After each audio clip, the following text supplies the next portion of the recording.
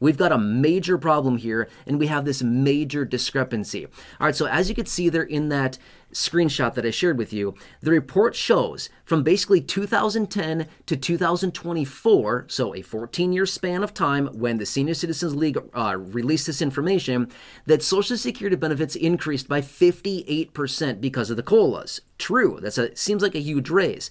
But during that time as well, prices on goods and services actually went up so much that these beneficiaries, again, Social Security beneficiaries, everybody out there living on benefits, lost 20% of purchasing power during that time. Now, if we extrapolate these numbers out and we add in 2025 and so far 2026, we would actually see that benefits during that time from 2010 until now, 2026, benefits have actually increased by just under 63%.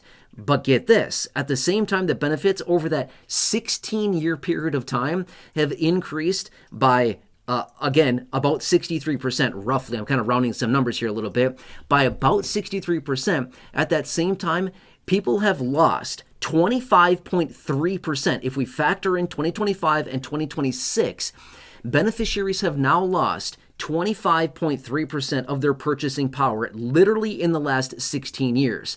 What do I mean by that? Let me paint a very clear picture here. I'm not going to paint something, but let me give you a mental visualization we can think about here. If we lost 25.3% of our purchasing power in the last 16 years, what I mean by that is that $100 today is actually worth $74.70 now compared to what it was. So literally, your $100 bill is only worth $74.70 now. That's it. That's what I mean by a depletion of purchasing power at a pace of 25.3%. We've lost that much in purchasing power. Why? Because cost of goods and services through inflation, most notably during the last, call it 6 years or so, as we've seen massive inflation, we are now over $400 more that beneficiaries would need per month. Now, I'm going to be fair with you.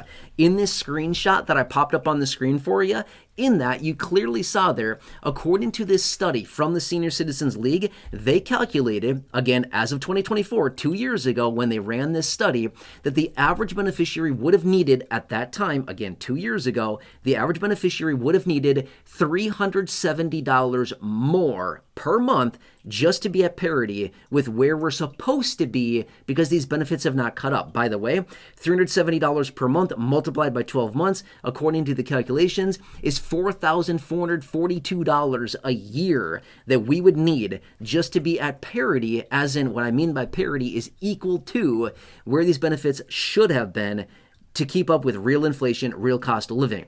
Well, then what's the problem here? I'm confused. Like, why is this happening, right? Again, a lot of people are wondering, like, what went wrong here? What happened? Why are we seeing this happening here? Here's what's happening. It's because of how they calculate the COLA. I've pounded the table on this many times over the years, and I've said the way that they calculate the COLA is stupid. There's no other way to say it. I'm sorry. I don't like to use that word in my videos, but that is just an awful way to calculate the way that the COLAs are determined. Here's what they do. And again, I've said this many times before in other videos, but here's what they do. They take the current year third quarter inflation, July, August, and September. They compare it over the inflation from the previous year, third quarter, July, August, and September. And then whatever the difference of inflation is the COLA for the following year. Does that make any sense? That does not make any sense whatsoever. Let me give you a real life example, okay? So here we are still very early on in 2026. Let me give you a real life example. This year in 2026, when we get into the middle of, call it October, that's when they'll be able to see all this data, okay? So basically, they're going to use the inflation data from July, August, and September. That's the third quarter of the year. When we get there in 2026, we'll have all that data.